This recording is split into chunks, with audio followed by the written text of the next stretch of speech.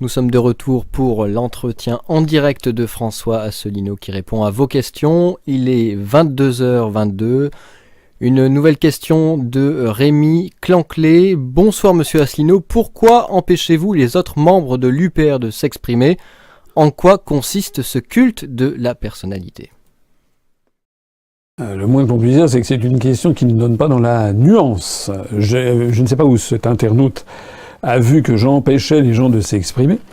Je rappelle que lors de l'élection du nouveau bureau national, lors du dernier congrès, nous avons fait passer le nombre de membres du bureau national, qui était compris entre 13 et 18 selon les statuts précédents, à 58. Le moins que l'on puisse dire, c'est que c'est une direction beaucoup plus collégiale. C'est normal d'ailleurs parce que le mouvement continue de se développer. J'en profite pour souligner que nous en sommes à 30 adhérents depuis le début de cet entretien. 29 898 adhérents, le dernier adhérent ou adhérente étant des Alpes-Maritimes. Ça va me faire 30 appels dans la journée de demain. Je ne sais pas si je pourrais les faire tous. Sinon, ça sera après-demain ou même ce week-end s'il y a trop de monde. Mais j'ai pris l'engagement, de façon exceptionnelle, de téléphoner à toutes les personnes qui adhéreront au cours de ce direct. Alors, la réponse donc à cet internaute, à cette question un petit peu agressive et véhémente, c'est une question, ça me paraît assez incongru parce que quiconque se renseigne sur l'UPR sait quand même très bien qu'il y a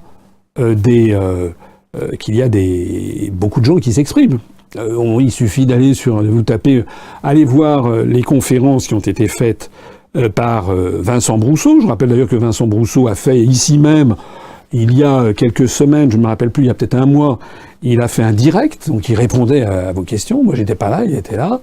Je signale d'ailleurs que ça sera le cas le 21 février. Moi, le lendemain, je pars en Guyane pour aller soutenir notre candidat dans la deuxième circonscription de Guyane. J'aurai l'occasion d'en reparler lors du prochain direct. Donc le 21 février, je serai en train de préparer mes bagages pour partir le lendemain matin très tôt à Orly pour Cayenne.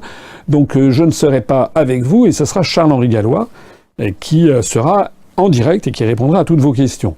Je signale également que nous avons sur notre site internet de plus de nos cadres qui font des articles. Je signale par exemple des articles qui ont été faits par Christophe Blanc, notre nouveau, c'est pas notre nouveau, c'est notre responsable national chargé des questions de l'agriculture, qui d'ailleurs se rendra au Salon de l'Agriculture, où pour la première fois depuis 8 ou 9 ans, je ne pourrai pas me rendre cette année parce que justement je serai en Guyane. Donc ça sera Christophe Blanc, qui lui-même est agriculteur, c'est un agriculteur des Monts du Lyonnais, qui est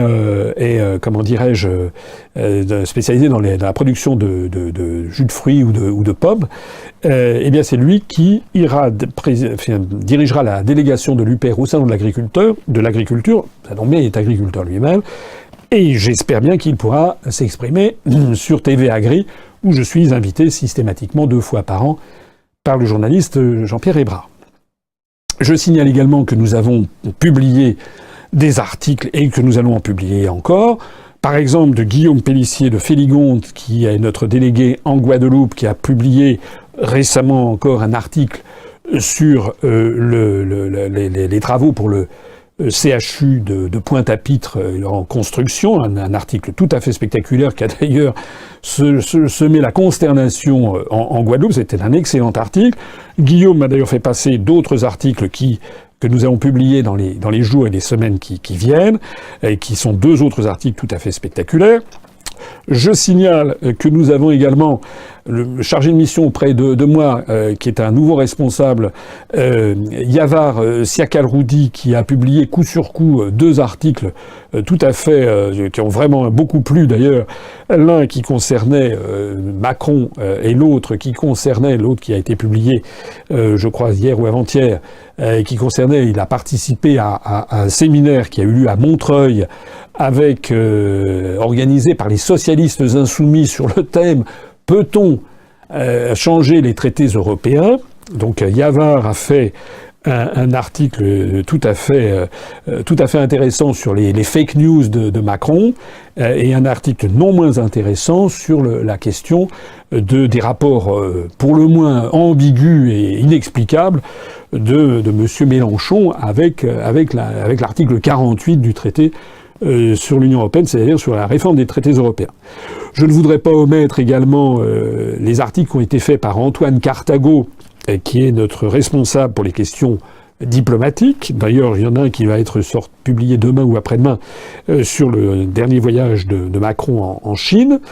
Les articles de Vincent Brousseau. Enfin bref, voilà. Donc il y a quand même, au contraire, contrairement à ce que dit cet internaute, il y a quand même beaucoup de gens qui s'expriment. Et d'ailleurs, de plus en plus, puisque nous allons avoir, du fait de la réforme des statuts, nous allons avoir maintenant des responsables nationaux chargés de départements ministériels. Et d'ailleurs, j'ai donné comme instruction, lors de la réunion de l'Assemblée constitutive du nouveau Bureau national, j'ai demandé à chacun de ces responsables de prévoir de nous faire, de ces responsables nationaux, de nous faire au moins un article de fond tous les 6 mois. Comme on a une vingtaine de responsables nationaux, ça veut dire qu'à peu près une fois par semaine, on publiera un article de fond sur l'agriculture, sur l'industrie, sur la santé, sur la justice, sur la police et la sécurité, etc.